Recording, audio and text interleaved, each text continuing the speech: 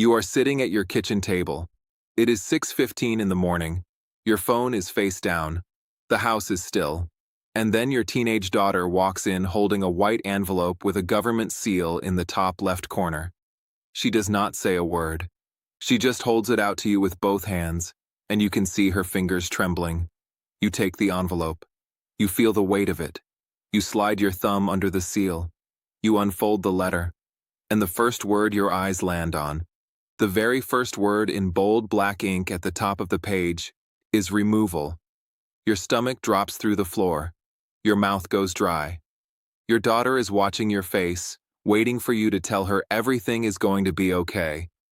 But in that moment, you do not know if it is. You do not know what triggered this. You do not know if your pending application protected you. You do not know if that misdemeanor from 4 years ago finally caught up with you. You do not know anything except that the ground beneath your American dream just cracked open, and one wrong move in the next 72 hours could send you back to a country your children have never seen. This video is about that letter. This video is about the enforcement machine that is generating those letters at a historic rate right now, what DHS is actually doing, who is actually being targeted, and most critically, what legal protections still exist for you in this environment. Because I promise you they do still exist, but only if you know where to find them and how to use them before it is too late. Let me give you the real numbers first, because this is not a scare tactic. This is documented government data. In the opening months of the current Trump administration, the Department of Homeland Security reported arrest and removal statistics that shattered records not seen in more than a decade. DHS Secretary Kristi Noem held press conferences citing tens of thousands of enforcement arrests in coordinated operations conducted across all 50 states simultaneously. Operation Aurora, Operation Tidal Wave. These were not random sweeps. These were targeted, intelligence-driven operations built around specific databases, specific criminal conviction categories, and specific geographic concentrations of individuals with prior removal orders.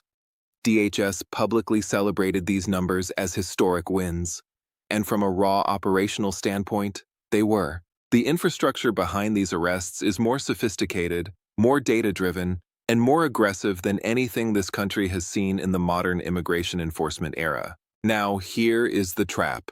And I call it a trap deliberately because it is designed to catch you off guard. And 90% of immigrants walk directly into it without realizing what is happening.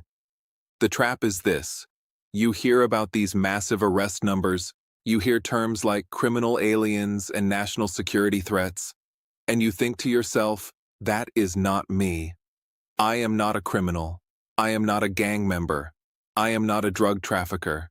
I am not who they are talking about. And so you relax. You do not update your emergency plan. You do not call an attorney. You do not sit your family down and go through the protocols. You assume the enforcement wave will wash around you because you believe your situation is clean enough to be invisible. That assumption is the most dangerous thing you can do right now, and here is exactly why. The executive orders signed by President Trump in January 2025 fundamentally redefined the enforcement priority framework that ICE has operated under for years. Under previous administrations, there were written prosecutorial discretion guidelines that categorized individuals into priority tiers. Those guidelines created an informal buffer zone for people without serious criminal records. That buffer zone has been officially dismantled. The current policy language directs ICE to treat as an enforcement priority any individual who has been convicted of any criminal offense, any individual who has been charged with any criminal offense where charges are still pending, and critically, any individual who an ICE officer has reason to believe has committed acts that would constitute a chargeable criminal offense. That phrase, reason to believe, gives individual officers in the field a level of discretionary authority that is unprecedented in recent immigration enforcement history. It means the informal protection you thought you had because your record looked minor is no longer a reliable shield at the policy level. And here is where people's cases collapse in ways that cannot be undone. Someone who got a DUI in 2021 assumes it is old news. Someone who had a domestic disturbance call where no charges were filed assumes it disappeared. Someone who pleaded guilty to a simple possession charge because their public defender told them it was just a misdemeanor does not realize that under the Immigration and Nationality Act, specifically the inadmissibility and deportability grounds codified in INA Sections 212 and 237, the immigration law definition of a crime involving moral turpitude, a controlled substance offense, or a crime of domestic violence is dramatically broader than what state law calls a minor offense. State courts and federal immigration law are operating on completely different standards. What your criminal defense attorney told you about your record and what that record means for your immigration case are two entirely different conversations. If you have never had those two conversations cross-examined by the same licensed immigration attorney, you are carrying a risk you do not even know is there. Now let me give you your legal shield, because despite everything I just told you, you have more protection than the headlines are allowing you to believe. The Fourth Amendment to the United States Constitution has not been suspended. It has not been modified. It still applies, fully and completely, to every single person on American soil, regardless of immigration status.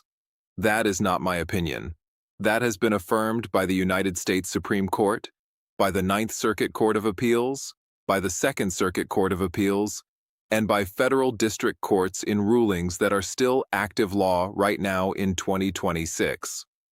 The Fourth Amendment means that federal agents, including ICE officers, cannot enter your home without either your voluntary consent or a valid judicial warrant.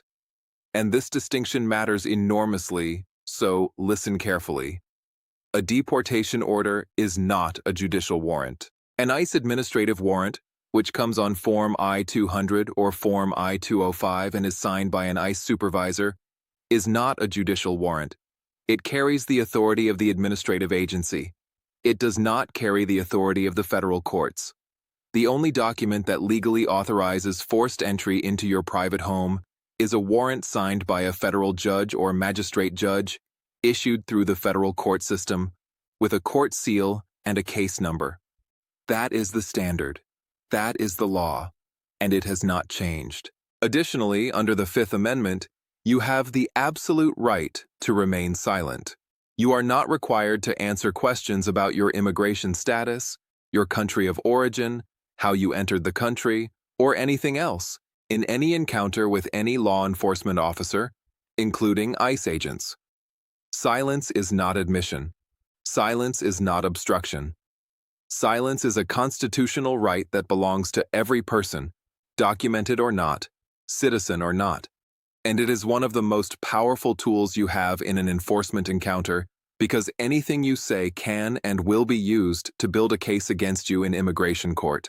Now, let me bust the rumors that are actively getting people hurt right now, because the misinformation ecosystem around immigration enforcement has reached a genuinely dangerous level.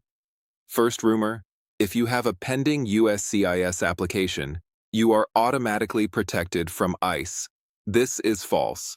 A pending application can be a positive factor in your case, but it does not grant automatic protection from enforcement action, particularly if you have a prior removal order or a disqualifying criminal record. DHS and USCIS operate as separate agencies. A pending benefit application does not put an automatic legal hold on an ICE enforcement action. Second rumor: ICE cannot operate in sanctuary cities. This is dangerously outdated.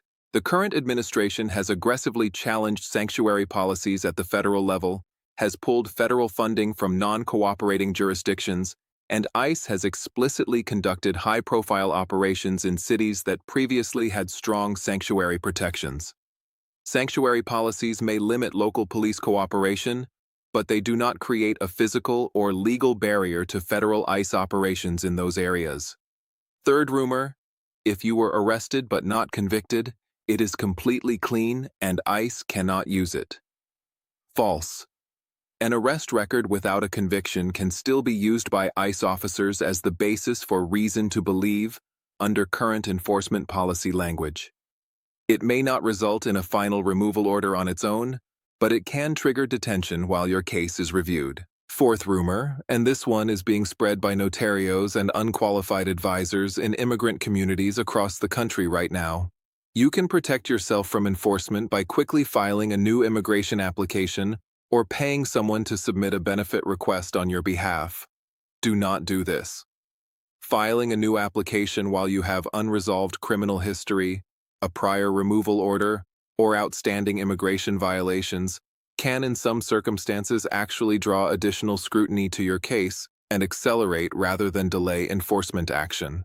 Only a licensed immigration attorney or a BIA-accredited representative can tell you whether filing is strategically beneficial in your specific situation. Anyone else giving you that advice is gambling with your life. Now here is what DHS's enforcement machine actually looks like from the inside, because understanding the strategy they are using helps you understand your real exposure. ICE is currently operating with an expanded interagency data sharing framework. They are cross-referencing FBI criminal databases, state court conviction and arrest records, local booking logs, employer I-9 audit results, IRS data accessible through interagency agreements, and in some jurisdictions, records that were previously shielded by local sanctuary ordinances that have now been legally challenged or circumvented at the federal level. If you have touched any of these systems at any point, your information may be in a database that ICE can query. They are also conducting what the agency officially calls collateral arrests, meaning that when ICE targets one individual at a specific location, agents are authorized to arrest other individuals at that same location who are found to be removable. If you share a home, a workplace, or a vehicle with someone who is an active ICE target, you are potentially exposed during that operation even if you are not the named subject. This is not speculation. DHS has publicly acknowledged and defended this practice in official statements. Here is your action plan, and I need you to start implementing this today, not next week, not after you finish watching this video in full. Tonight, your first step is to pull your I-94 travel record from cbp.gov/I-94 and verify that your last entry and your authorized period of stay are accurately recorded. Errors in this record have triggered enforcement actions against people who were actually in valid status. If there is an error, that is something an attorney needs to address immediately. Second step, tonight, gather every immigration document in your household into one secure location. Every visa, every approval notice, every EAD card, every green card, every receipt notice from USCIS. Your family members need to know exactly where these documents are in case you are not home when something happens. Third step, if you do not already have an immigration attorney on file, make that call or send that email before you go to sleep tonight. Contact your local legal aid organization if cost is a barrier.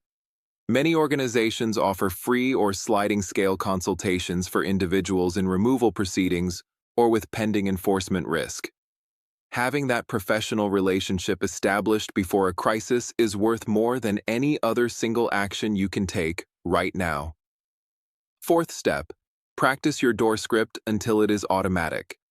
If there is a knock at your door and you look through the peephole and you see officers with badges, you respond through the closed door without opening it. You say clearly and calmly, "I need to see a judicial warrant signed by a federal judge before I can open this door." That is your complete statement.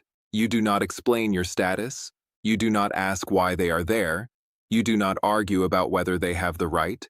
You simply state that one sentence and wait. If they have a legitimate judicial warrant, they will show it. If they do not, they cannot legally force entry. Fifth step, if you are stopped outside your home, on the street, in a parking lot, or in your vehicle, your script is equally simple. I am exercising my right to remain silent, and I want to speak with my attorney. You provide your name if required in your state, but you answer no immigration questions. No questions about how you entered, when you entered, where you were born, or what your status is. Sixth step, and this one is non-negotiable if you have any criminal history at all, schedule a criminal record analysis for immigration purposes with a licensed immigration attorney. Bring your full criminal record including arrests without convictions. Let the attorney walk through every single entry and tell you what it means under INA sections 212 and 237. One conversation with the right professional could reveal either that your risk is lower than you feared or that you have an issue that needs to be addressed before it addresses you. My name is James. I am a senior immigration analyst with 6 years of experience, and on Immigration News Today, I do not give you opinions. I give you the survival strategies that keep families together. Everything in this video is grounded in current DHS policy, active constitutional law, and the real operational tactics ICE is using in the field right now. The number on that letter, the knock at that door, the officer at that window, none of those moments have to end your story if you are prepared before they happen. Immigration rules change overnight. A single executive order, a single federal court ruling, a single DHS policy memo can shift the enforcement landscape before any major news network even runs the headline. That is exactly why I created my WhatsApp community, where I send instant alerts the moment something significant changes, often hours before I have time to produce a full video. The link to join is in the description below this video. It takes less than 30 seconds, and it could be the difference between knowing and not knowing at the moment that matters most. If you want accurate, fast, and reliable immigration updates, subscribe to Immigration News Today right now and turn on notifications. Staying informed is no longer optional. It is essential. I am James. Protect your status, protect your family. I will see you in the next update.